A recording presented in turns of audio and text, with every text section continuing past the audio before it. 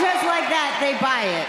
They eat it up. You pander to them, you thank them. I mean, really, people, I thought you were a little bit smarter than that. I mean, it's just so easy to say the name of the city. You cheer. Hey, Stephanie, you cheer. I mean, just come on.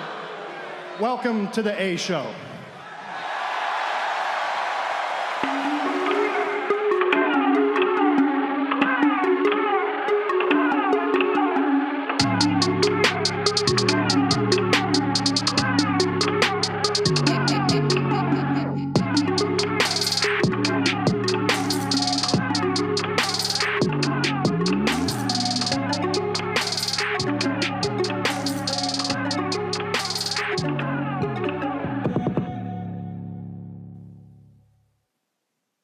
Hello and welcome back to the A Show, the Kings of Pro Wrestling Podcast. I am Justin. I'm here with Meelz. What's going on, Oos? All right, so I have 3 thoughts now. 3 thoughts now. All right. Okay. On a previous dead taping, I had 2 thoughts, but yes, now we have 3 thoughts. Okay, so 1, it's very cold. What temperature is in California because it's kind of cold over here. It's cold and rainy. It's very London-y over here. It has been very gloomy here as well. It's been in the high 60s here, which is very cold. Right now, where I live at right now, it's 63. Okay, it's 50 degrees over here. This isn't spring weather at all. And it's like it's at the college that I work at, it's homecoming week and everything is outside and no one wants to go outside. So yeah, I mean, it is kind of whack. Second thought, boom. I feel like I need a 13-year-old's perspective on professional wrestling right now. Yeah, that would be very interesting. I need a 13-year-old's perspective. Who is hot right now to a 13-year-old? That's what I'm saying, right? Like, I need to tap into, like, maybe we're bugging sometimes. Maybe we're overthinking it. So we need a 13-year-old on the podcast. I don't know where we find this person or person, brother, cousin, et cetera, but I need a 13-year-old who listens to wrestling on this podcast. If the good people who listen to this and people who I can like clearly vouch for and who I think are cool are listening to this and has any 13-year-old siblings or anyone in 13, 14, 12-year-old range who would like to, for us to audio babysit a 13-year-old and just talk about professional wrestling, yeah, please hit me up. Hit me up at Meelz TV on Twitter. Just you can do that. Yes. Yeah, because I think that is interesting. I didn't think of it that way. Where it's like, obviously we're in the PG era, and it is a lot for kids, and someone's buying the merch. Right. Like, who is it? Who is receiving it? Who's getting it? I feel like with the women wrestlers, I think it's very easy to find out like who's hot. Like, obviously Bailey, obviously Becky, obviously Well, Sasha. I find out whenever Live or Leave Taryn on Twitter talks about anything.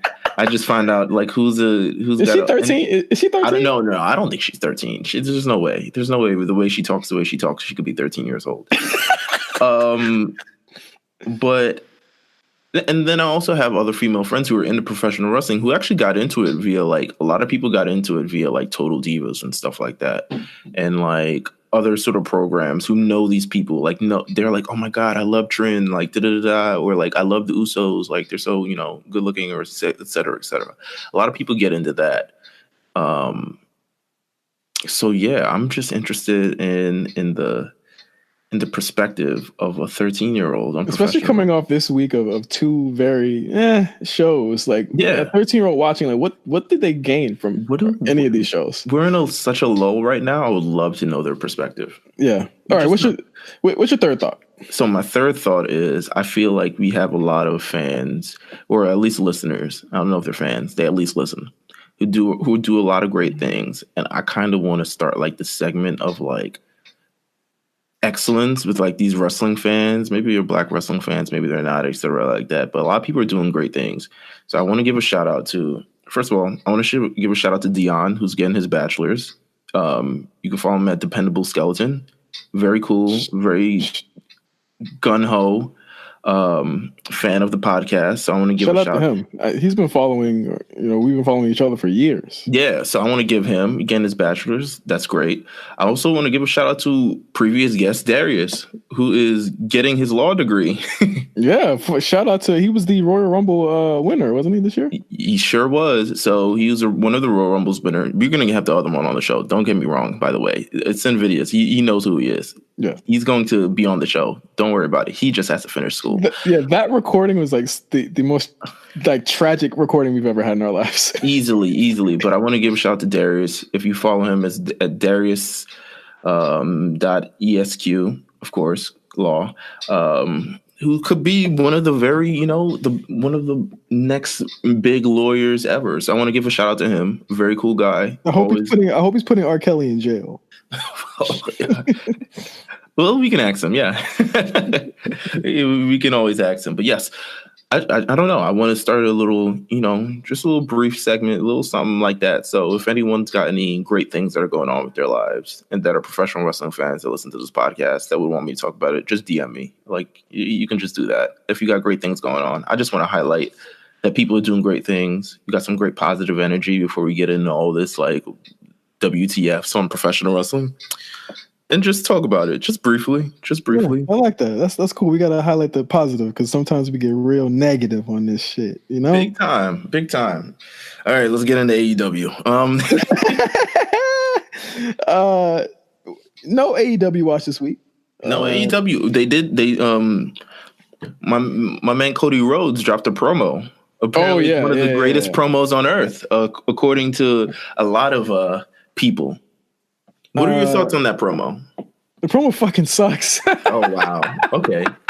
How are you comparing CM Punk's pipe bomb to The Rock's promos? Like The Rock is literally one of the great. Like I might not like him like right now. I love The Rock always. Like his promos right now, but like I'm talking about promos. Like promos right now. He's also might be a secret Republican, but don't say that. But yes. Go on though. But like back in the day, like I think The Rock is undoubtedly a better performer on mic guy than Punk. Like I'm not gonna use the 2013, 2014 stuff. I'm not gonna use that as like a litmus for Punk being better than him because Punk got him when he wasn't in his prime anymore. Right? Like Punk's, that's not even a comparison. Like what the fuck are you even talking about? I think it's like you're trying to kill the Attitude Era, and like half of your homeboys, their whole gimmick is the Attitude Era. Yeah. This is true, right? They're definitely like offsprings of whatever the Attitude Era was, right? Yeah. Like, it 100% like Kenny Omega and Chris Jericho and DX and the Bucks and all this other stuff. Everyone is kind of a thing off of that. But Cody Rhodes decided he wanted to drop this like portrait mode ass promo regarding like, I guess this is the promo for him versus Dustin Rhodes at Double or Nothing. Mm-hmm. And big money match. Ooh. He was like, listen, he pretty much said like, I'm here to kill off the Attitude Era. And to me, what this promo did was this is another, opportunity to kind of like pit fans against one another and pit more. It's more so like AEW versus WWE. Like we're forward. We're 20 years later. You see all those guys up there and he specifically mentions like Triple H and things like that. And people were still up there and who've thrown shots at AEW coming their way. But he specifically mentions those. He tries to like paint the sort of picture of this kind of like AEW versus WWE thing. And what we're doing is we're killing off that sort of old guard and that old thing. And, these, you can't compare the bra and panties matches to, et cetera, et cetera. You can't compare this to that. And I'm just like, corny. He sounded like he was like on the debate team. He sounded like a Republican. Big Republican energy, bro. He sounds very conservative. Conservative Cody Rhodes would be a great gimmick for him, to be honest with you. I didn't like it. I didn't like it. Yeah, I wasn't really feeling it, but I understand what he did. We do have a Sasha Banks watch, if only a short one this week. What's in the world of Sasha Banks? Let's see. Let me check her gram. She took the weave out. She took the purple weave out. That was a big okay. Wait a minute. Hold on. I didn't see this. Wait. Is it on the gram? I don't think so. It's a picture that someone took. I think it was on someone's story. Her and Bailey were hanging out last weekend. Ooh, yes, because her and Bailey always hang out. Yeah. I've seen that she has the most recent picture is her with a goat standing on her back. Yep. Then there's another picture of her where her hair is clear. You can clearly see her actual hair and not the weave. Well, what could this mean? She changing out weave, changing hairdressers. I don't know. Does it mean that she's giving up the business? She's taken out what represented WWE Sasha Banks, and she did. She did. Oh, I see the photo. Yes. Yeah. She's sitting on the steps. Yep. She did send out an Instagram story telling Bailey to kill it in her match with Becky on Tuesday. That's been the only real kind of anything wrestling related going on. But we're not even at the 30 days yet. I think we're nearing like day 20 soon this week. So by the end of the month, we're close to 30. It's been almost It's almost 1 month to WrestleMania. We're probably like 23. Like we're probably like 1 week away from her not just her last appearance, which was at WrestleMania, quite honestly. So, but my thing is this: like usually she takes 30 days off after like losses. Well, so it's not even like take 30 days off. Eventually, WWE is just going to start booking you for things again. Yeah. Like they're just going to like, all right, Sasha, we're checking your availability for the house show loop, and then or the European tour or something like that. And she's going to be like, I'm not going. In that voice. She usually does take the whole 30-day sabbatical after big losses every single time. But it's like, I think this week I would have to ask, like, what show do you even put her on at this point? I would put her on Raw because it seems like Raw needs her, especially considering the sort of landscape of the women's roster on Raw. I mean, it's great that she'd be a major player there immediately. It's great that Naomi's the de facto, face in this. But also, what's on Raw is the person that she hates the most, which is Alexa Bliss. Yeah. And at some point, they will have to work with one another. It's just no ifs, ands, or buts about it. They'll have to work with one another. So, the biggest opportunity for her is on Raw, unless she wants to end up like Bailey on SmackDown, taking L after L. I think L's though. I think there's a story behind Bailey's L's. Oh yeah. I think they're building towards something for Bailey, but I mean, both of them, for as much time as the women get on SmackDown, she got a lot of time these last 2 weeks, so props to her. But I would probably say like keep her on Monday nights. Yeah, keep her on Monday nights. I think her and Bailey, they've been together for far too long. Yeah, I agree. Far too long. And maybe I think at some point they might end up switching Becky to Raw as well. Yes. I feel like, because, they're doing all types of stuff with the switch right now. We saw the club on SmackDown again. They weren't even announced for moving shows. They just were backstage and it was like, you're on SmackDown. You forgot. We don't have enough teams. Bring your ass to Raw. Right. I mean, they have to relinquish the belts, and they forgot they had teams. Like, that's how I felt like they treated that entire move on SmackDown. But I mean, hey. Just weird, but that is a Sasha Banks watch for this week. I guess next week we'll have more concrete information on what's really going down. Next up, another confirmed departure at this point. Dean Ambrose just last night put out a video right after SmackDown went off the air that announced his return as Jon Moxley. His whole persona is different now. It's very the production value on this video is crazy. It's insane, right? Like, it's like, yo, who funded this? Like, was he saving his money for this moment? No way anyone ever saved their money to create independent wrestling promos that spend that much on. They had angles. He's definitely signed somewhere. They had dogs. No, he can't be signing anywhere. He just left. He'd have Can to. It could. Well, actually, his contract ran out, so it's different than being released, isn't it? Yeah, his contract ran out. He did not renew it. I don't think that I don't think you have like a no compete at that point, right? Yeah, it looks. The production value on this, because usually when they let you go, you have the 90-day. Right. But if you go ahead. No, go ahead. Finish your point, because my point is completely different. Yeah, but like if they let you go, you get the 90-day no compete, right? But if you get let, I don't know if we've ever seen anyone just lapse and just go. Like, did Rey Mysterio lapse and leave? Because they didn't release him. I think Rey Mysterio did like eventually his contract ran out. He was trying to do AAA shows while he was under contract, man. He was doing AAA Mania and all the other extra stuff. Like he was doing things.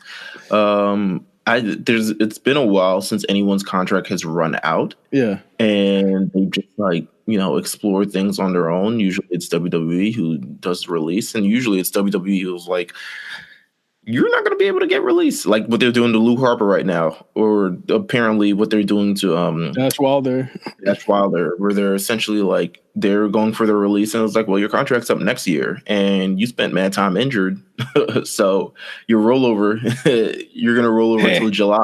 Big hair. I mean, that's the business for you. I'm watching this promo right now. I'm interested in who came up with this, how quickly they came up with this, why they come up with this, but I'm pretty sure, I feel like this might be an AEW type of deal. I'm also interested in why he would decide to immediately come back. Right. It felt like he was more so creatively stifled now, as opposed to something like I'm over the road or something like that. Because that's what I'm saying. Like, you don't say like everyone's excuse was, man, yeah, the road life is so crazy. You don't. That narrative is crushed. It's defeated. It's done. Like, it's not the road life for him. He's about to go back to doing death matches. Yeah, he just wanted to do death matches. That's what it looks like. And like WWE probably didn't want him to. He was probably too cooker. A lot of the critique about Dean Ambrose for the last 2 years is that he's crazy, but he's not like as demented as we probably would like to see. Like the Jon Moxleys, the death matches, all the other stuff that kind of makes him such original. He kind of has to be Jon Moxley, but within the WWE standards of like still appeasing to, stockholders and children watch the show and all these other type of deals. So he isn't able to like get the barbed wire, get the thing out and start cutting into people's heads like he would probably want to. So he kind of has to do it within all of the WWE standards. I'm at least interested to see where this goes next. I'm not interested in seeing the matches because I think people are like, him doing death matches doesn't automatically not make him a bad worker. He's been a bad worker for a while. Oh, well, all right, yes. Way to frame that. Thank you. Like he still sucks. Like, I don't think him doing death matches is going to change the fact that he's just, like, what's he gonna like? He's still gonna be doing the silly shit that he was doing in ring, and like his promos might get, but he's gonna be able to cuss. So good job, I guess. Where do you think he ends up? It looks to me none of this, like the production on this. It's weird. What is the production on this? Did Renee feel this? Like, it looked like I thought it was Impact at first, but obviously it's not Impact. It feels like I don't know. If it was Lucha Undergroundy, it would be like a lot more. There would be a lot more Spanish in the. Yeah. They would have like a Latino guard or something. Yeah, or something along those lines. You would have popped up on, I don't know, Big Hernandez or whoever who's wrestling down there now. But yeah, the mystery is there. Sure. Listen, ain't nothing. There's nothing that's gonna make me, care about a Dean Ambrose match ever again. But good for him. It's at least a different way it's presented. So yeah, I kind of want to see how this kind of goes in the first sort of run. If I had to do a major prediction, I would say yes, it's AEW. More controversy. Are you ready? Ready, Meelz? Yes, always ready for the con. WWE is returning to Saudi Arabia on June 7th for another live event. It will, in their press release, they've already announced that Brock Lesnar and Goldberg are set to appear on the show. And The Undertaker. As well as Kofi Kingston, Seth Rollins, and pretty much everyone that I figure would go. Daniel Bryan, obviously, he's not on TV, but I don't think he was going to go. I don't think Roman Reigns wasn't announced either. I don't have the press release right in front of me. I left his name out. I think he was. Yeah, I think he was announced, to be honest with you. Yeah, okay. I think he was announced. I saw a tweet about this earlier, and it's just like, yo, WWE gonna do what they want anyway. It's like I can be outraged for it, but then also they just do what they want anyway. So it's like I'm really twice a year. Am I just gonna be like outraged that they keep going back to this place because they have a 10-year deal and can't get out of it? over the controversy of last year, which is why we didn't watch the show at the end of last year. But we won't be watching this one. I mean, we won't be covering this one for sure. Yeah, I mean, maybe I'll peep. I don't know. I didn't watch it. I didn't watch it at all. I still haven't watched it.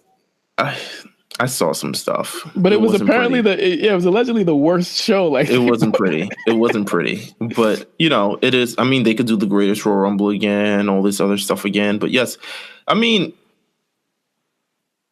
I don't know what to say. Like, everyone's response is like, what we could do is stop giving them their money. But then it's like, I got to give them money 364 other days of the year. Like, what does this? I don't want to say like this means nothing. I'm sure if a lot of people don't tune in, then they'll be like, oh, this is kind of crazy. This is not going how we expected. But I don't even think a lot of people won't tune in. Yeah. I think a lot of people will tune in. So it's kind of like I stand by or stand late last year of not watching it, and I still stand by that. And I think it just wasn't a great idea to sort of do that at that time. And I thought they should have maybe figured something out, and they probably did, because we covered the sort of build up to that, and then some shows they weren't talking about the pay-per-view, and then some shows they were, and Friday, June 7th, they're gonna be back. It ain't nothing we could do about it. Ain't nothing we could do about it. It really ain't nothing we could do about it. WWE is like nothing you could do about it, to be honest with you. Like, what are you gonna do? Come on, fight me. Come on. Yeah, what's up? Like, what's up? They got shows. They have shows there for the next 9 years. Yeah, there's nothing we can do about it. Low key. They put the press release out and said what, and what. And we back. We back. What up? Hey. What you gonna do? What you gonna do? Fight me. What's up? But yeah, Goldberg. Goldberg. What do you think he's doing? Man, I'm guessing we're gonna find out in the next couple of weeks, huh? I pitched this, this triple threat match that they're gonna probably have. They're not gonna have this. They're easily not gonna have this. This was all just a ploy. But I said Undertaker versus Goldberg versus Brock Lesnar. Now, realistically, this wasn't happen because none of these three guys could competently carry a match in any certain length. Brock could. You think Brock would be like, all right, guys, this is where we're doing? Brock would be the ring general here. Brock would bounce around for everybody's offense and win the match. Who is laying out that match and making sure everything is paced? I think that's when you enter like Triple H in this match somehow. Yeah. I mean, it wouldn't be a crazy match, but I mean, if I didn't think that Brock was gonna go after Seth, I think it's gonna be Brock Seth. Honestly, I think if they do another Royal Rumble sort of situation, I could see Goldberg in that. That worked.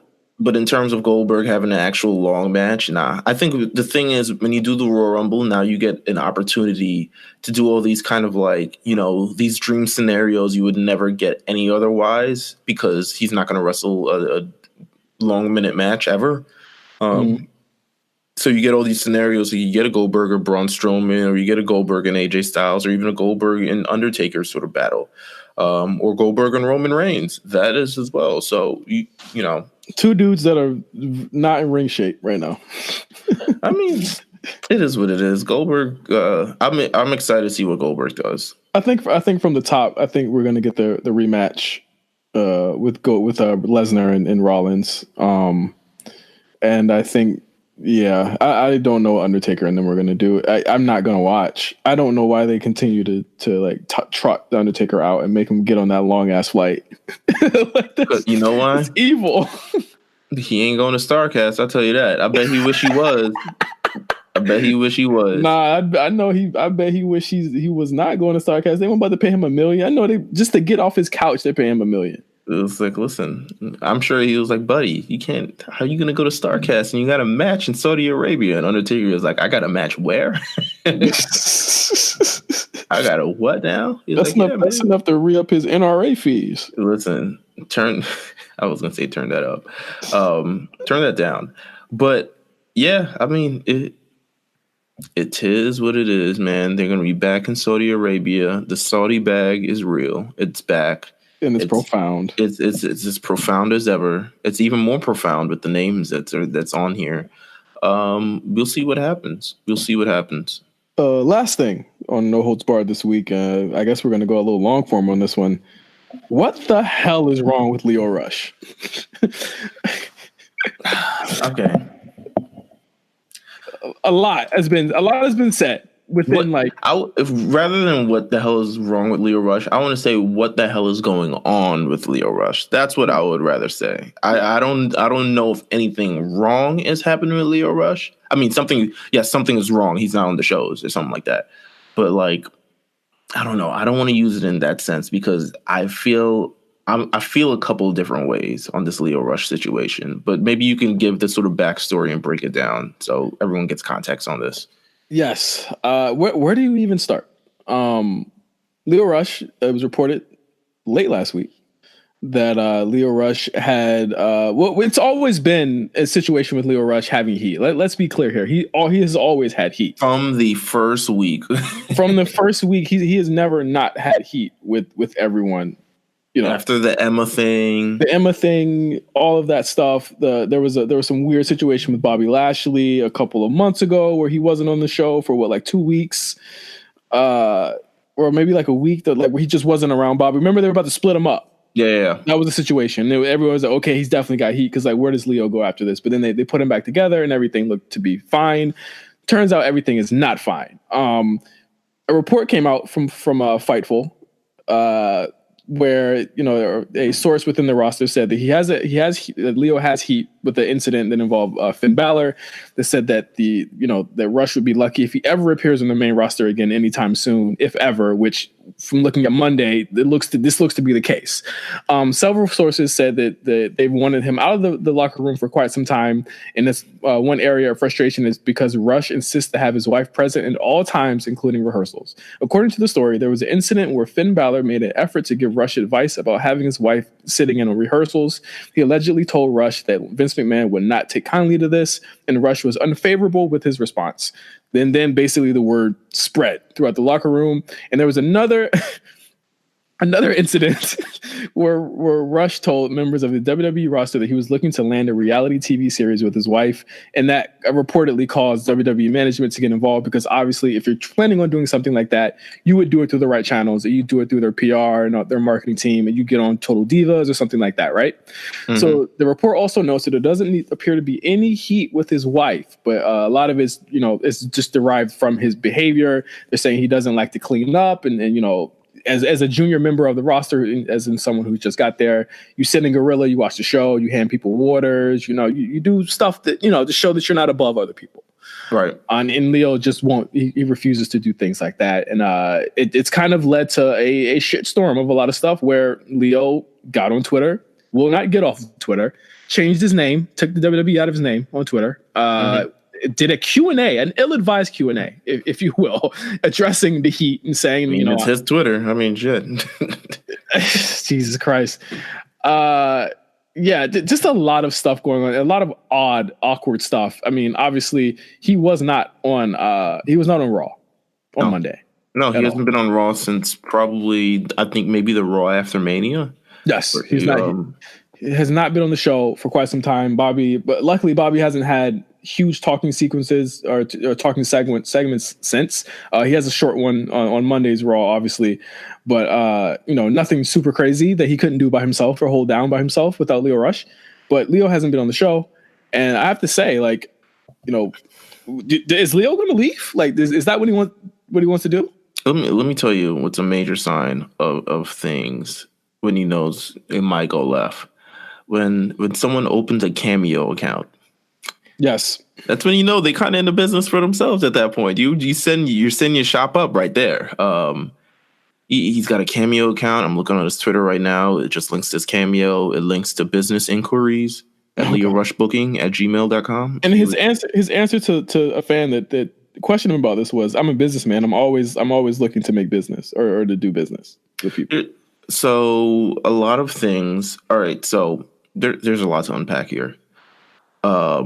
Where do we start? Oh my God. Okay. Let's talk about the sort of backstage incidents and the kind of the the ruffling of the feathers of people kind of backstage, because there is a culture in WWE, and there is a culture that everyone kind of follows, and you kind of blindly follow as someone who, has, I guess, I wouldn't say it's hard. blind. I wouldn't say it's blind. I think people blindly follow it. No, because here's the thing. At any job, any workplace, there are, no one's gonna ask me to grab. If I'm hired to do a certain job, no one's gonna ask me to do all this other shit. But there's a workplace culture, and regardless of we aren't in that culture, so it's not for me to say that I would never do that, because if I want to get ahead in this culture, I'm gonna do it, because I know I have to do it. Like, you and I work in completely different fields from that, so it's like, if they've been doing this since the beginning of time, and it's like wrestling, it's carny, obviously, but it's like, I don't think there's anything, just outside looking in, wrong with sitting in Gorilla and watching the show. I mean, I've heard more things of just like, getting people's bags, making sure, what is it, water, like the gallons of water type of deal, making sure that's filled. This is all the stuff that I've heard. Whether it's right, whether it's actually true or not, I don't know. I don't want to say it's true. I just want to say what I've heard. But all this is part of the culture and all is part of things. So you brought up an interesting thing of like, if this is how you want to get far into business, these are things that you do. That brought up my sort of question was, well, how far does Lio Rush actually do want to get in this business? Yeah. To me, it seemed like from day one, he's been like shooting himself in the foot. To me, Lio Rush, and I feel like, so here's the thing. I feel like this is the difference between our podcast and this is the difference between everybody else's podcast. Right. Because we can kind of like see the real, we can kind of like read it and we kind of understand emotions. A lot of people are going to kind of report the sort of surface levels things and report the kind of like, well, he's not doing great in the background. He's not, the Finn Balor thing, blah, blah, blah. Whereas I can sort of see how he moves and kind of analyze it from there. Lio Rush is a young man from the DMV, Maryland, DC area. I know people like that. You know people like that. Right. We know people who are that young. We know people who see themselves or see things for themselves higher than what it is. And if Lio walked into that locker room and said, I'm the next Rock, I'm the next Stone Cold, that is how people are. That is a different personality than what most wrestlers are. This is 100% true. And I think a lot of it is because of our culture nowadays. A lot of it's like, a lot of it in the culture nowadays are preaching a lot of self-sufficient sort of like do-it-yourself, not like do-it-yourself, but sort of building your own brand. There's a lot of things and I think Lio Rush, especially being a young guy, seeing all of this, seeing the Jay-Z's doing the things that they're doing and seeing that, everyone sort of building their own business and everyone building their own brand and sort of reaching out and becoming stronger than that. I think Lio Rush wants to kind of do that. Mm-hmm. Whereas now you're in a sort of situation where you're signed to this major company. You're signed to this major company who, by all means, owns all likeness to you at this point.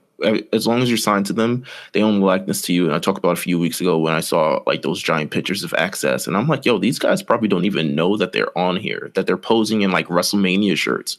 Like they just put on a green shirt and they just slap whatever on them. Lio Rush to me has always been sort of a guy who wants to sort of hustle and build his own brand and wants to be sort of bigger than professional wrestling. Now, I'm not saying that's a bad thing. I'm not saying that he wants to. I'm not saying by him being bigger, it's to look down on the other people or to step away from the other things. I think, honestly, he wants to do both at the same time. Unfortunately, the environment that WWE is, you cannot do both at the same time. You can't. They will not. Your life is this. And they expect that from you. And while to me, honestly, that shouldn't be the way how things go, to be honest with you. I think especially as they're listed as independent contractors, I think if they want to go out and get their own deals, they should be able to. If they want to do all this other things, they should be able to. But the fact that WWE kind of owns a likeness to them, they kind of dictate you. Now you represent the WWE, and now WWE has to sort of. You can't go against if WWE decides one day that they get a deal with Adidas, you can't come out in Nike. And my thing is though, like him signing this, he, as young as he is, he had to know that this is what it was like, that this is what it was. But it's like Lio to me represents so many. I don't think he things. cares though. Exactly, That's the problem. That might be the problem. But like Lio represents so many young black kids, and he says it all the time. He represents a section of young black kids who have to stick up for themselves and have to stand up for themselves because they are underrepresented and they're under, they're not looked at as successes. And where he's from, not a lot of people make it. Right. But like at the same time, it's also, you got to look at it like, yes, you are. You absolutely are. But you also got to look at it like this, Meelz. He was on 205 Live for like a week. Mm-hmm. He was undefeated. For that cup of coffee he was there, they made him look like a star. He left, and he wasn't even on NXT. He wasn't even on NXT in full set for more than a year. Yeah, not even that. He had maybe like 2 or 3 matches on the NXT period before he was eventually moved up to 205 Live, and then he was eventually moved to the main roster. Exactly. So all these opportunities are coming his way, and WWE could probably see that as like, yo, you're kind of spinning the like, were you given too much too soon? Maybe we need to humble you, and maybe we need to send you back to wherever the hell we need to go to. There are very few wrestlers that have been given that. Not even Finn was given that. Look at how long it took Ali to work to the main roster. Right. Cedric Alexander, who was on the main roster, then got put right back down to 205 Live. It's just now getting back. Lio didn't have to fight for TV time. I think at worst, obviously, like Lio probably wanted to wrestle more. I think at worst, Lio probably wanted to wrestle more. Yeah, he should have. Yeah. He should have been, like, I absolutely agree. He should have been wrestling more. But at the end of the day, he was a prominent character on the show. Right. In the ring, on the mic, out the ring, whatever. He is a star. I just don't see there's a disconnect there between the culture of wrestling and the culture of being a young black man. That is, it conflicts. I think, so part of me is like, yo, what is sort of the end goal for Lio Rush? Yeah. And I believe Lio Rush, to me, at least from just the things that he says, once again, I'll say doesn't want to be sort of boxed in and sort of just a professional wrestler. He doesn't want to be labeled as just a professional wrestler. He's done so many other things. We've seen him release music videos. We've seen him, chop it up with so on and do all these other things. He's a self-sufficient guy. This isn't a guy that sort of sits around and waits for things. This is a guy who's recorded his own promos and his own videos. And we've seen so many times, and they're the greatest stuff there. And now he does it less, which sucks, to be honest with you, because a lot of the point A to point B, he filled in the void a little bit between those. So he filled in, like, we would get these videos with him and like Keith Lee at the Performance Center, or the videos with things like that. And I thought those were cool. And now we see he doesn't do those anymore. I think he's someone who's a self-starter, someone who does it on their own, someone who doesn't necessarily want to wait for things to hand to him. There's no way that WWE is going to hand him any sort of the major thing. While he is on TV, there's no way WWE is going to hand him some of the things that they hand the Roman Reigns or even the Sasha Banks or all these other stuff. There's no way they're going to hand him that. Maybe in the future one day, but it's not now. So he's in his mind, he's like, yo, I'm going to go and get mine. And I think that's 100% what he's doing now. And here's my thing. He should, but you can't be signed to the WWE and do it. Yeah, you can't. And I want him. And it's not that and it's not that I don't want it to sort of happen, because I do want the best to happen for everybody. It's just that currently you just can't. Like, it's not that I'm telling him that he shouldn't or he should not. I'm telling him that it's just like, from the way they do things now, you just can't. Like, you can't. They want to do business the way they do business, and you're kind of conflicting with that now, sort of the heat with his wife and things like that. He's wilding for the wife shit. You know what? I don't want to say he's wilding, because if he snapped off on Finn, he's wilding. I don't even feel like he would snap out on Finn. I don't know. I feel like he would. Here's the thing. I think there's some truth to what's being said here. I think we might be 50-50 or 60-40, but there is reasons why he's not on the show. Yeah. Oh, yeah. There's definitely reasons why he's not on the show. I mean, I think if Finn Balor's offering him advice and he's just like, listen, I get what you mean, but here's why I'm doing this. Like, I feel like there has to be a reason for everything. I just want to know the reasoning behind it. I just want to know why. Well, I mean, from every report I've seen, it was that was not what he said. It was that he snapped at him. And the reality show thing is like, he's doubly wilding for telling people that, knowing that they have shows like Total Divas on the air. Right. Like I think that it's like the he's in his own way. Like the thing, he's not hurting anyone. Like here's the thing, him yelling at Finn doesn't hurt Finn.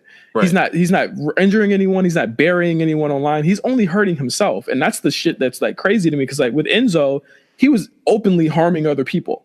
Right. Openly burying other people, openly, now it's like Leo's just doing this to himself. And we don't want another Enzo, yo. We don't want there to be another Enzo situation.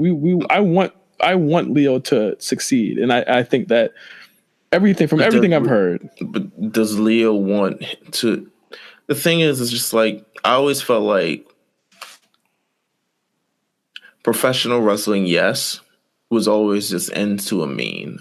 And continue to talk about this, but it's just like, to me, they're like rappers who like rapping, who will rap, but their end goal is not to be the hottest rapper ever. It's just not. It's always an avenue to something. Sometimes it's fashion. Sometimes it's television shows. Sometimes it's legitimately for the exposure. I wonder if sometimes if he's thinking of professional wrestling like that, not to say that, not to doubt the love that he has for professional wrestling, but is this an opportunity to present yourself on a national television stage to lead to something else? Yeah. That's what I kind of wonder. I think it's way too early. I think even if it's the case where he's like, he wants to like branch off and do something else, and he don't have enough cachet on the WWE roster alone right now for that to materialize in anything. He hasn't done anything yet. Most people who try to do that and don't have the cachet kind of end up fizzling out. I mean, we've seen, I think Eva Marie was someone, and I don't want to compare him to Eva Marie, but Eva Marie was like, I could become popping on my own, and well, where's she at now? Or various things like that. I don't think it's impossible. I think it's a lot stronger road. It's a lot more of a road to go up. I mean, yeah, I just we both want the best for Lio Rush. I think Lio Rush is a cool guy. I think Lio Rush is spectacular in the ring. There's no way in hell he's that athletic and that gifted and things like that, and not being able to sort of use it for professional wrestling. Yeah. Yeah. But I also think, there's a lot of, he just doesn't get to use it for professional wrestling all the time. And that may be frustrating to him, to be honest with you. That may be frustrating for him. He doesn't get to do these things. Obviously, he needs to wrestle more. Obviously, there might be frustration there. But my inclination is to think that if he's lashing out in these different ways, it's not, you're not going to get what you want that way. I think we say this all the time. You always get what you want there, just not when you want it. And I think most of the time though. But I mean, we could probably book him at this point. Honestly, yeah. I mean, get on camera. The email is there, and we can talk to him about on it. I mean, he gave Fightful an interview. So like, I think hey, he's wilding. I mean. It seems to me, if you have a question, will he leave? I think he's going to leave. I think he's going to leave too. I think he's going to leave. But I think he'll be back. I don't know if he'll be back either. I don't think you do all the things that you do and the way you're going about it, unless you guys specifically want to play with fans. But at the end of the day, you're also playing with the WWE when you take all the stuff out. And here's my thing: he's playing himself if he leaves. So I never want to say that because playing himself. I never want to say that because I don't know what's next. I don't know what his like dreams and aspirations are. Like I don't know what if his dreams is to be bigger. I don't ever want to say that because he made a life decision to leave something that he wasn't happy yet, and we get a lot of these. We're not saying he's not happy. He's not saying he's not happy. Well, he said it on Notes app that he's got utmost respect. You know, he's happy where he's at. Blah blah. He just wants to do these other things. But I don't know. It's a. He I'm could sure if he has hustled to get himself here, there is a way that he can do what he wants to do, and do all of this other extra shit that he wants to do. There are other people that do all this stuff and they do other things too, but they're not. I don't hear anyone. I don't hear reports of them loudly, doing other things and kind of like, disrespecting other people to do it. No, right. You see it even with the NXT cast, even with Rhea Ripley saying the F-bomb last week. Like they were allowed to do that stream. They were allowed to do that. You're allowed to. I don't know how you were allowed to do that stream though, especially for $15. You're not supposed to be doing that. You're really not supposed to be doing that. To be honest with you, making $15, you're a whole WWE superstar. What the hell are you saying stuff for $15? Hey, Rhea Ripley, canceled. Oh my God. Quick thing. Have you heard about all the other news about people sort of shifting and moving? Killian Dane maybe going back to NXT. Good move. How and from the tapings, if you watch the tapings, a couple more people are heading back to NXT. We'll let Callow talk about that. We'll let him talk about it. But how do you feel? How would you feel because quite honestly, Lio Rush could be someone who could also be sent back to NXT or 205 or 205. How would you feel? How do you feel about that in sort of situation? Do you feel like, okay, now they're utilizing me in a different way, or is this NXT is not a demotion to anyone. I don't think. You sure?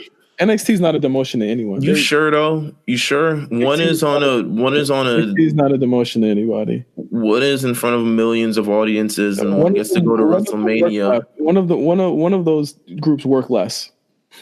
No, I mean it's different. There's more than that. That's different, bro. One of those crews where I don't know how the money works out, but I'm just surface level. I'm only talking surface level. Like I'm not There's saying. One. I'm not speaking. Hold on. I'm not speaking from a level of,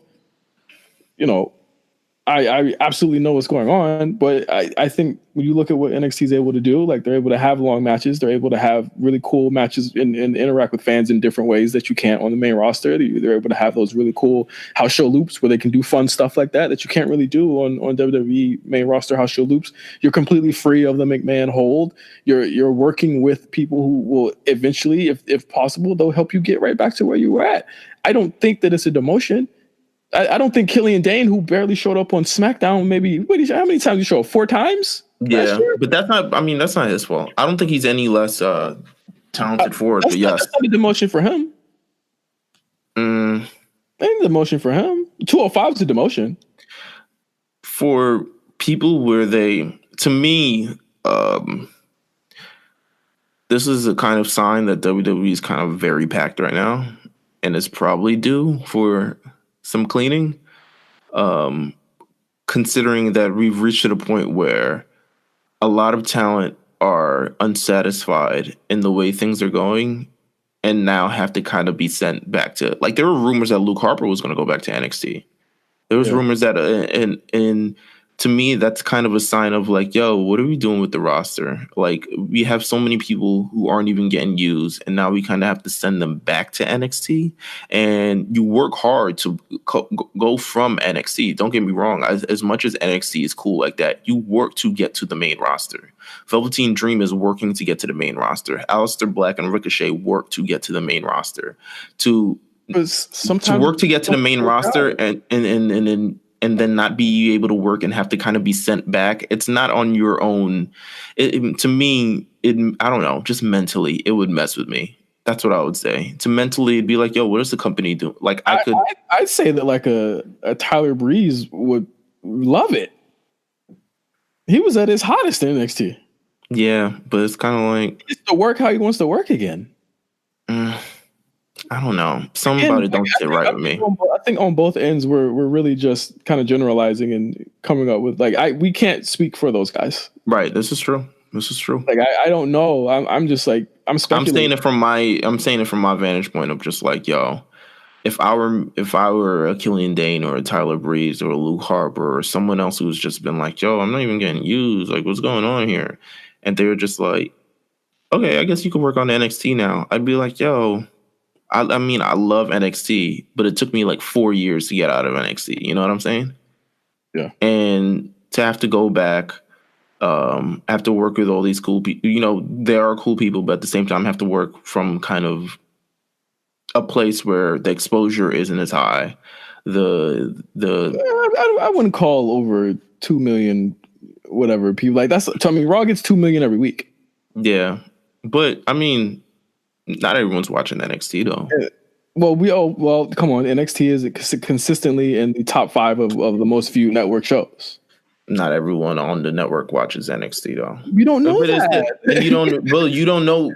You saying that everyone who watches you saying everyone who watches Monday Night Raw watches NXT? It's the same exposure. I'm not saying that. I just said that. Yeah, you can't, because you can't say that. And I didn't say that. Yeah, I mean, but I feel like to me, the exposure and the WWE and the pageantry of it all and the main roster and the WWE Championship and all the dreams and things that you've had. Yes, it's great to be in NXT, but to be honest with you, if I wanted to wrestle against some like people who just starting out in wrestling or people who haven't figured themselves out, I'd probably go somewhere else. Okay. I mean, some people, I just don't think that a lot of people look at it. I don't think Alexander Wolf is looking at going to NXT UK as like a bad thing. I also don't think like he was immediately put into a top position on that show. Right. On the NXT UK. Well, yeah, it's completely different. NXT UK, yeah. I think Killian Dane gets right back into the groove of things, and he's a monster character that show is missing right now. I honestly, at that roster right now, they really need it. Right. They need that monster character because I think Lars brought that to that show, and now that's missing. Yeah. They'll be fine. I mean, yeah, I'm sure they'll be fine. Let's run through these shows. Sure. Let's start off with Raw. Both of them not the greatest shows, to be honest. Yeah. Raw, a show where I can definitely see why ratings were what they were this week. Ratings don't matter. I want to let everyone know that. Not that ratings don't matter. Ratings matter a little bit, but they're not the end all be all. Raw isn't getting canceled because they're dipping under 2 mil or around 2 mil like that. There's a lot of conversations around, and this has been a constant conversation. And I think that's because wrestling fans are conditioned by the ratings and Monday Night Wars. And well, the ratings were the show was this and ratings were the show was that. Ratings are the least impactful that it's ever been, especially considering the fact WWE already has its money. WWE gets money from their sponsorships. WWE gets money they just got $1 billion to air SmackDown. Yeah. Or Raw, or I forget which one now, but it's just like a jillion, I could say $1 jillion shit. But like, I think a lot of people always, and it's usually the Meltzer types, and it's just those people who are just kind of like, yo, the Raw ratings, it's down. Yeah, it's down. If it reaches terribly low, could they cancel Raw? Yeah, I could probably see them canceling Raw. What? 2 million people.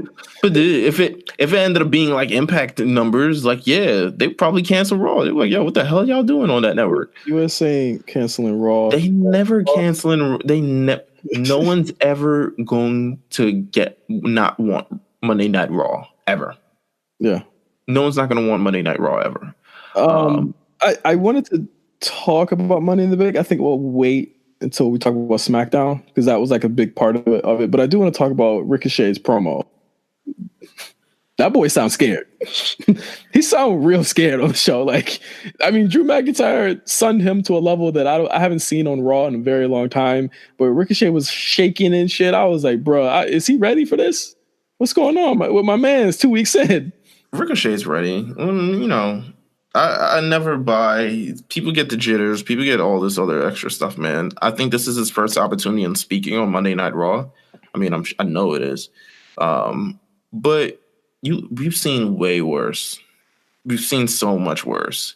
If this is how, I'm pretty sure they might not let him do it again. But we've seen way, way worse. And I think this is at least a stepping stone for him to just look at what happened here and just say, okay, next time I'm gonna kill him. Next time I'm gonna be more prepared or something like that. But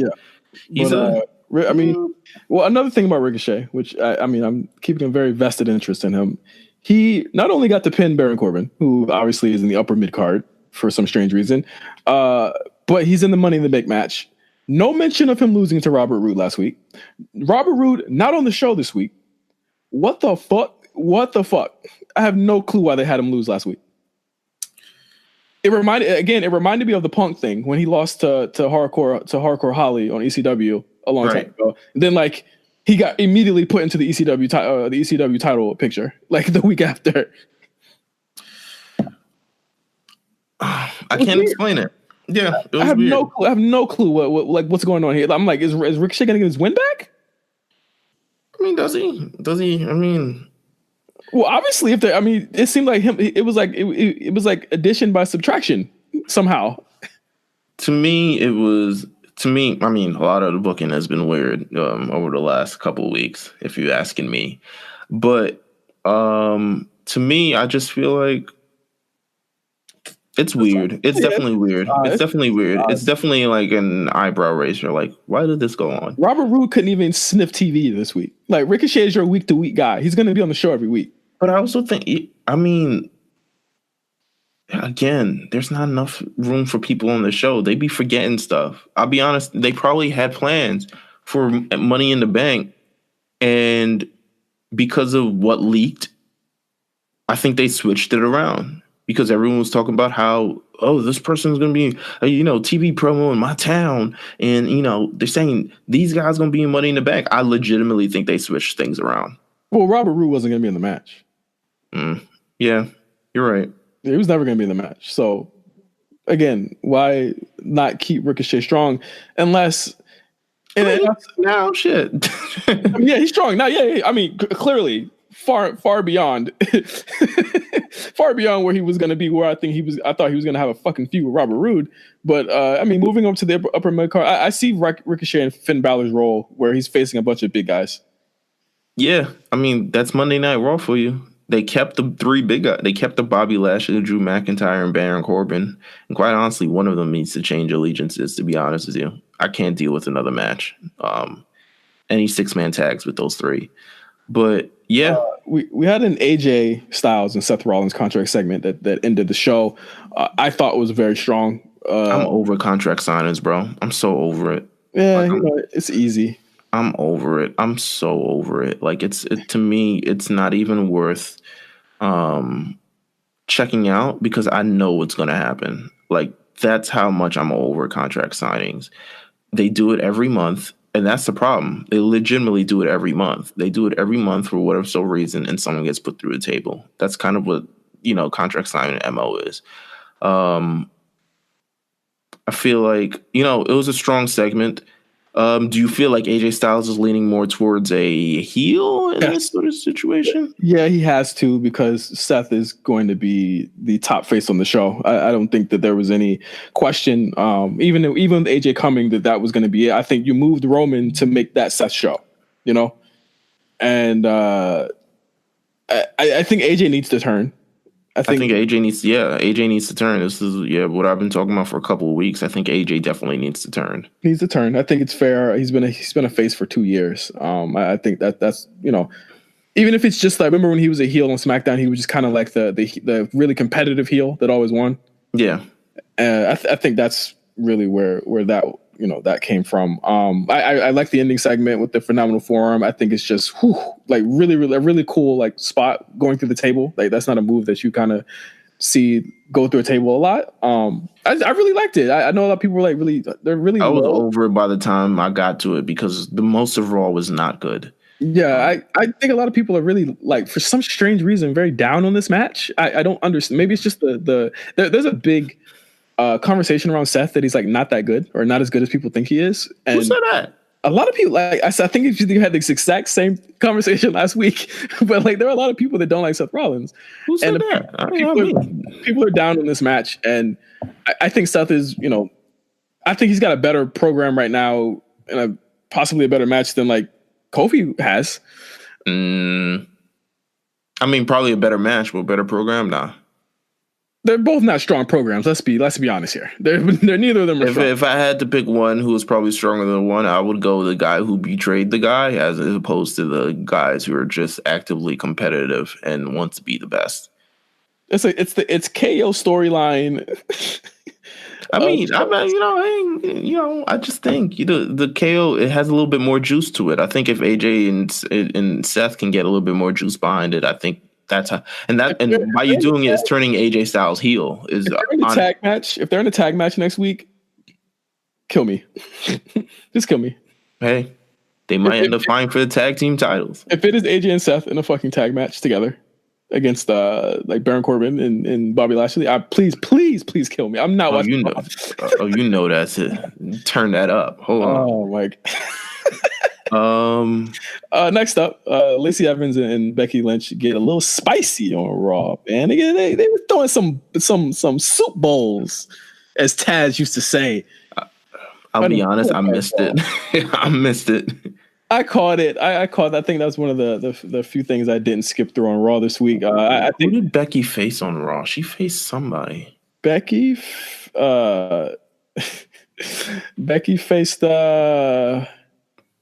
what the fuck? Who did Becky face? Now my memory's gone. Other than the Raw was not memorable at all, bro. So Monday night, she faced boom boom boom. Damn, where'd she go? I thought it was just a promo. Oh, I guess it was just a promo. Yeah, it was just a promo. She didn't face anybody. It was a promo. News to me. All right, well, whatever. Yeah, I mean, it was fair. I mean, get it how you live. You know what I'm saying? The pull apart was really good. I think Lacey is really like impressing me here. I have to say, like, I didn't have a lot of hope for it, but I think that her promos have been really good. I think that her actual physicality has been really well done, and I think they've actually made her look like a top heel on the show in the same way that they did for Alexa a couple of years back, just making her look very good against established acts. I'm a little bit higher on the match now. Looking at this, I think it could actually be something really cool. Both brawlers. I think Lacey kind of has like an athletic edge a little bit, but I think it'll be good. I think it'll be really solid. I thought Becky was really good this week, all week, honestly. Becky was good. I mean, Lacey's cool too. I think you'll come around. You came around on the Viking race. I mean, I might. I'm just thinking it's too much for right now. I think if it was a little bit more tapered, but it is what it is. We get what we get. Lacey versus Becky at Money in the Bank. Let's get it on. Week 2 of the Firefly Funhouse. Are you still in? Or are you out? No, I'm still in. I mean, it's entertaining. I woke up, or at least I looked up from my phone when this segment came on because I knew what time it was. You heard that music. You was like, oh, it's time to go up. Oh yeah. Oh shit. I'm ready for Firefly Funhouse. Hold up. Turn up. You better back up. It was interesting. I'm interested in see how they continue to unfurl this. What's his first program? Would it be Sammy? I'm having a lot of trouble trying to figure out where Sami Zayn's going here. I don't know. There are good promos, but who's he facing? He's not facing anyone until after Money in the Bank. Who could it be? I thought it was going to be Cedric. Cedric ain't even on the show, bro. We don't need to be on the show for Sammy to be an asshole. Cedric ain't even on the show. Someone got to interrupt him. I guess when someone interrupts him, we'll get that nice little kickoff match that we get for Money in the Bank. But yeah, I mean, you know what? The Firefly Funhouse thing. Well, the Sami Zayn, once again, incredible. I think they're doing a great job in sort of building this entire program. It's a lot more time than Sami Zayn's gotten in most of his career to sort of build a persona, especially considering I was so down on the heel thing before, and then now it kind of looks like they're taking their time with it and building it. So I'm high on that. The Firefly Funhouse thing, I'm not sure where they're going with it. Can't be, I don't even know if he's fully a face or a heel or anything like that. He looks to be a face, but I can't see it happening, considering I don't know how he's going to come to the ring if he's coming looking like the Firefly Funhouse. But I think he's going to be a face, honestly. There's too many heels on Raw. But his entire thing, so the history of Bray Wyatt is, you know how he starts his feuds? He attacks somebody out of nowhere. Every feud. So how do you organically build it if he's just doing promos and there's nothing in the ring? He has to at least come in the ring at some point. So Is We'll he see gonna how that wrestle? goes. Is he gonna wrestle in that sweater? Yes. Yes. Yes. One more thing about Raw. Tag team division. I think it's actually very strong. I think the Viking Raiders look really, really cool. They're actually getting over by a large margin just because their offense looks really fucking cool. Mm-hmm. But the Usos in the Revival. Yo, why they got them doing that, man? Why they got them doing that? Why they got them turning up like it's Playboy Cardi out here? Like it was Die Uso out here. Like it was Die Lit. Like why they got him like, yo, damn said what? It was so awkward because it was like, oh, we're going to commercial. Why they got them doing that? The song is fire on its own. People would cheer this song. WWE doesn't need to do the call and response. If they've learned anything about the recent themes that they've created, they do not need to do a call and response. People will respond to the song. Speaking of turning up, they had the Revival. Are they just trying to embarrass these guys? Like they had the Revival do something like a backstage segment where they were shaving each other's backs. Yeah, shaving each other's backs. That's just some slapstick comedy stuff. That's like heel stuff. That's like the ass cream. Remember ass cream? Yeah. That's like that, where it's just like sometimes you gotta embarrass the heels and they respond accordingly. And sometimes they get caught with their pants down. And I'm for it. At least it gives them something at least. You know, there's like these serious guys who's like shaving each other's backs and stuff like that. You know, they hate it because they're like, yeah. I mean, yeah, it is what it is. But that was Raw. Hey, first of all, what? The Miz and Shane McMahon will take place in a steel cage match at Money in the Bank. I was going to talk about that after we finish SmackDown. We're going to run through the card really quick. Oh, word? All right. Yeah. Okay. That's why I left it out. All right, just ain't want you to forget. Yeah. That'll be a reminder for later. Okay, whatever. SmackDown. Kofi's promo and KO's promo. I hope Jim Ross is watching. That's what I hope about this Kofi promo. Fuck boy. Not a fan of this Kofi promo. What are you a fan of? Well, say something nice about Kofi Kingston. Say something nice about Kofi Kingston. Hey, shout out to Rob, Ugly New York, when he said today, when I saw Kofi, when he saw Kofi fling a pen. He saw Kofi fling a pancake into the upper deck. He cut the show off. Y'all should be ashamed of yourselves. Both of y'all. Rob, you, everything. Y'all should be ashamed of yourselves. Kofi Kingston is doing his damnedest. He's making this. They're doing so. Here's why I like the program thus far. I'm not crazy about the program, but I do like the program. It seems like Kofi Kingston is going to have to fight on his own. An entire thing that's been New Day and the support of his brothers, and with the support of his brothers, he's helped win the WWE Championship, and now he's at the WWE Champion level, and he's realizing that a much bigger target is on him. And in the same instant, Big E's gone, and then Xavier has also been taken out, so now he's gonna have to fight on his own. I keep thinking about the pancakes. He's been flinging pancakes for years, bro. But he's got the WWE Championship. He's flinging pancakes. Yo, Meelz, you gotta admit, like there are three big things about Kofi that I'm not feeling right now. The matches are good. Okay, chill out. I think the matches are good. That's the nice thing. That's the nice thing. Okay, say the nice thing. I thought his match against Nakamura was really, really good 2 weeks ago. I think the fact that there's nothing changed is about the character, like as far as like why can't Xavier throw the pancakes now? But it's part of the deal, bro. Like that's what got him here. That's what got him to the dance.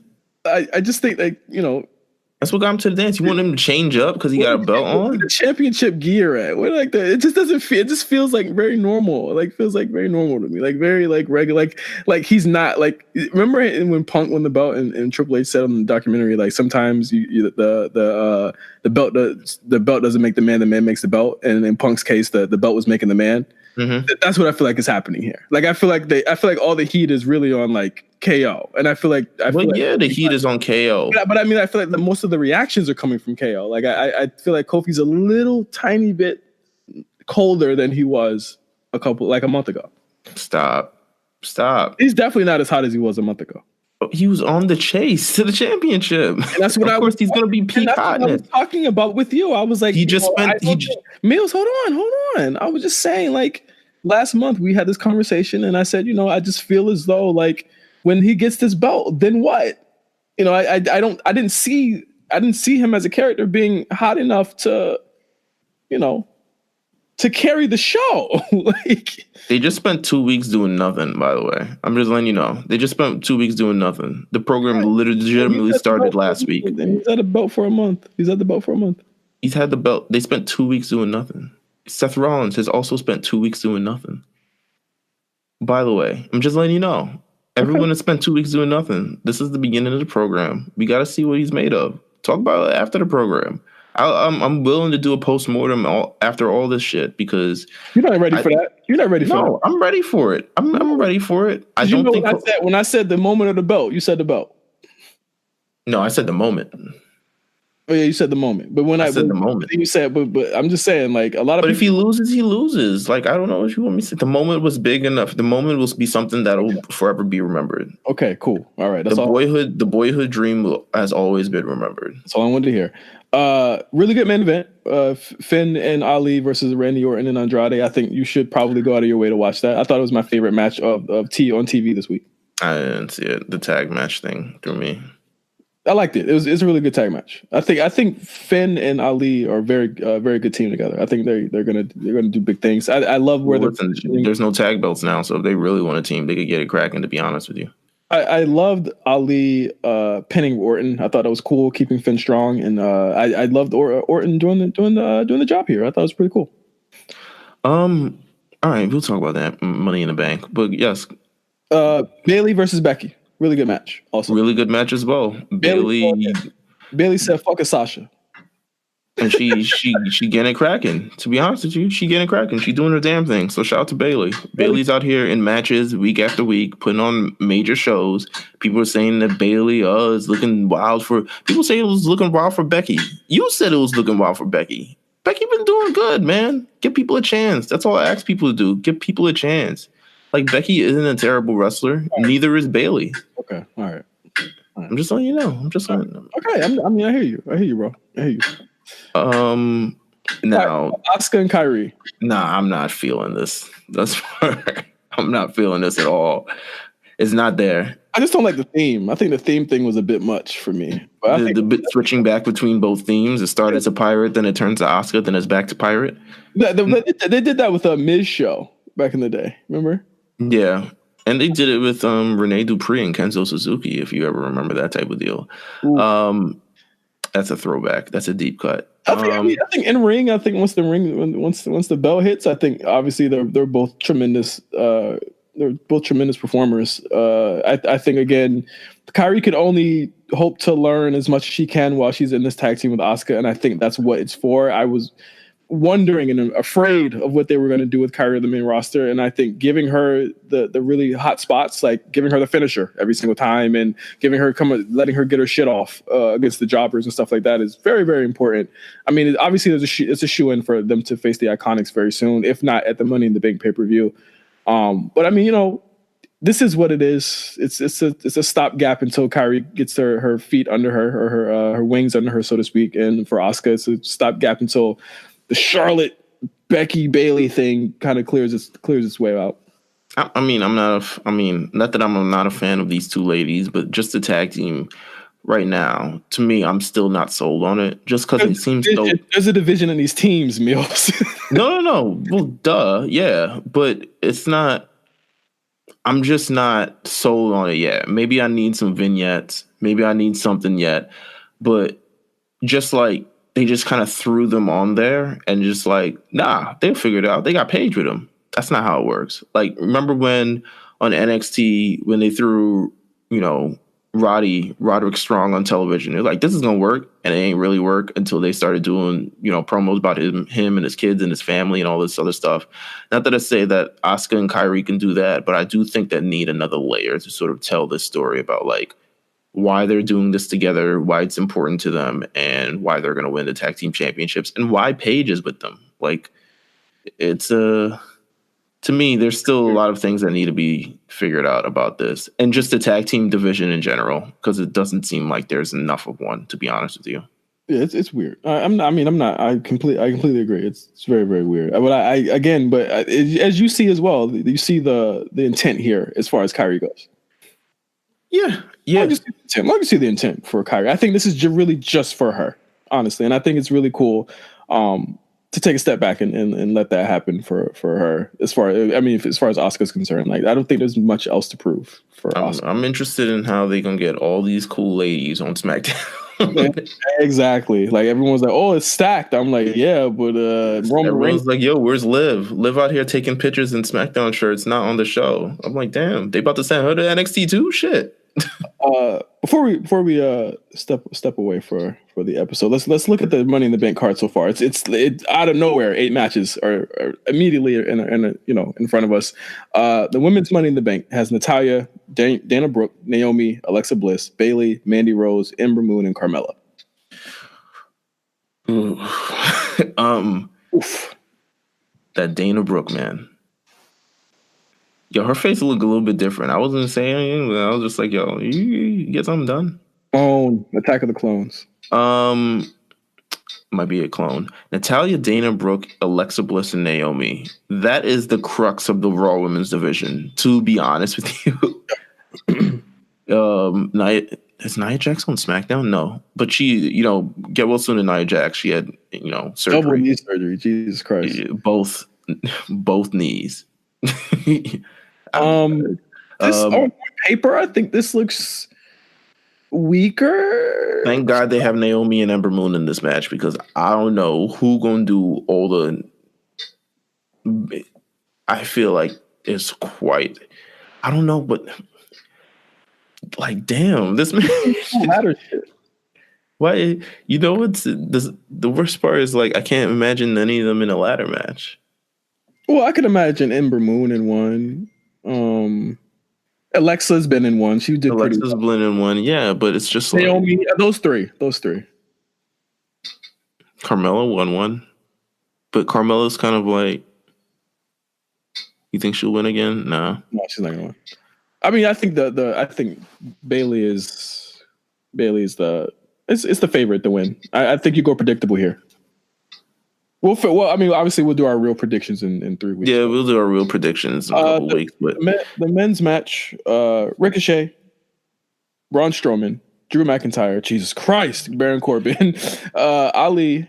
You can't escape those 3, man. I know. Ali, Finn Balor, Andrade, and Randy Orton.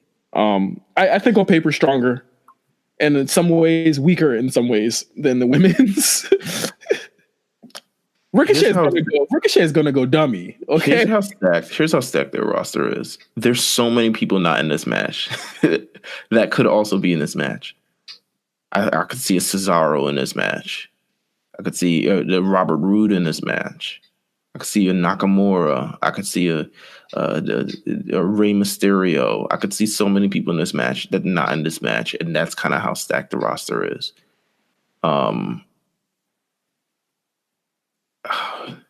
The Raw side is predictable. The Raw side is what it is. SmackDown side is a little bit more intriguing. That Randy Orton thing sticks out like a sore thumb, though. Randy's there to have a veteran presence, maybe. Pretty much a veteran there. You think Randy's he ain't taking no bumps off no ladder? Yeah, he will. He does wild shit sometimes. Maybe doing some wild shit. It's a great. So essentially, one of these guys may, by all statistics and odds, will be WWE champion. Andrade, I'll say that. I'll say Andrade. Who's been booked weaker? Baron Corbin? They're not going to do that again. Yo, I really feel like they're about to just give us a Randy Orton thing. I legitimately feel it in my bones. Yeah. I don't know though. Like, all right, so let's say they pull the trigger on Randy Orton. Now you got the story coming full circle of this Randy Orton versus Kofi Kingston thing. Now you don't want to see it, but it comes full circle. Don't nobody want to see that shit. The Miz versus Shane McMahon in a steel cage match. Should be a strong match. I really like face Meelz. Not face Meelz. I am. All right. Well, almost had you. Face Miz is cool. I'm worried about him doing some crazy shit. That's what I'm worried about. I'm worried. Off. I pop a perk and I can't be stepping. I'm worried about him jumping off that. And I'm like, bro, you've had such a good streak of not getting injured, and I know you about to risk it all. Because he a face now. He different. It's different. Like, either Shane McMahon about to jump off and miss, or the Miz about to jump off. And I can't even watch, bro. Yeah. Okay. Miz versus, it should be good, though. Should it? Will it? Maybe. I hope so. Roman Reigns versus Elias is also on the card. Yeah, there you go with that one. You also have Becky Lynch in 2 matches, one against Lacey Evans for the Raw Women's Championship, one against Charlotte Flair for the SmackDown Women's Championship. I think this is the story of the pay-per-view. Honestly, I think this is going to be a through line throughout everything. I think this is going to actually determine who wins the Women's Money in the Bank match, because I think the biggest thing that you do in these next 30 days is that you get the belt off of Becky, one of the belts off of Becky, within the next month or so, because Raw SmackDown one, I'm sure. Yes, yeah, for sure. It's just a matter of who gets it. I don't think Charlotte's going to get it, so I think that one of the SmackDown women are going to win the Money in the Bank match that night. I wonder who. Kofi Kingston versus Kevin Owens. Bada bing, bada boom. Should be cool.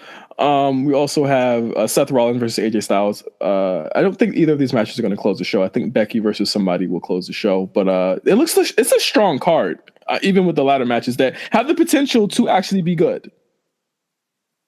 That women's matter. I'll be honest with you. That women's ladder match don't look like it's it. Yeah. Just based on this is where Sasha would come in. You know what I'm saying? Like, Ooh. This is where you know her. We just talked about her. This is where she would come in. It doesn't look it. I'm open for the women to prove me wrong, and really show up and show out. I'm willing to be proved wrong, but it don't look like it's it. The men's one, I've seen so many ladder matches. Like, they've been uploading ladder matches on YouTube, all the Money in the Bank ladder matches. I haven't watched any of them because I'm like, I kind of know how this goes.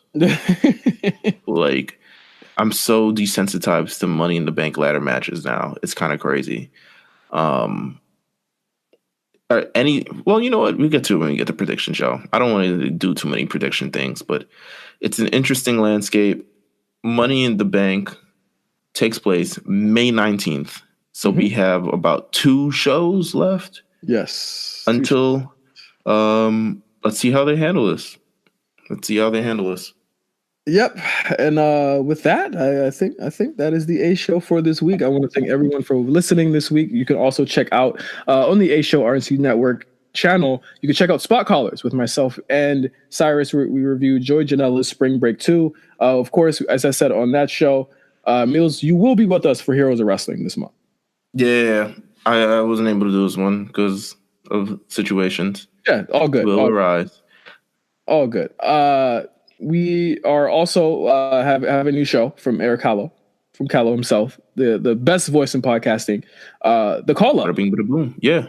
Make sure you listen. Make sure you listen and follow. It's a really good show. Callow is so great. His Rhea Ripley thing had me in tears last week. It's really good. It's really good. Really good. But you also have RNC Radio proper. On the RNC Radio Live network, you have the newest episode of the RNC Radio podcast with myself and Josh Pease talking about Nipsey Hussle, Rick Ross, and then all sorts of different things. Have you listened to that yet, Meelz? Actually, I haven't listened to it yet. I'm waiting for... So I have certain times where I listen to various podcasts. Right. I haven't found the time for you guys yet since you guys are back, but I will. It might be at work. All good. All good. We also have RSBN with Mark and Jeff. The Lookout with with Jeff and Meelz. Yeah, we're supposed to be coming back this month. And we also have... I'm sorry, go ahead. No. We're supposed to be coming back this month. It'll be interesting to see how that kind of goes, too. We have plans. I'll say Okay. that. All right, cool. Hey, I'm not going to ask this if for anyone who's into Dragon Ball Z. Check that out. We also have The Perfect Play, which returns this week. And we have The Lookout. We have an episode based on The Matrix. Got to look out. The late feeds, bro. My God, Come on. there's so many. Like there's so many. It's your podcast, bro. Late feeds. I know. Late feeds. We had you guys are doing double duty this week. You make sure to do. You reviewed the Endgame Avengers, which dropped last week, and you gave a very, very passionate review of it. Spoiler alert. If you've seen his tweets, you know how he feels. And later this week, you guys will be talking about the Matrix series. Yes, the whole Matrix trilogy. This is Keanu Reeves' month because of John Wick 3 coming out this month. So we're going to be doing the Matrix for the first part of May, and we have a special guest that we're going to announce, I believe, today when the show drops. So make sure you stay tuned and make sure you subscribe and make sure you listen to everything on RNC Radio Network. We got playlists coming. We got everything coming. We have a lot of fun stuff coming in the summer. Once again, just subscribe. It's so much content. We're the content gods. Ain't nobody better than us. RNC, baby. Until next time for the A Show, I'm Justin. For Meelz, see you next week. My champion is still black, so for the next 2 weeks. All right, see you guys. Nah.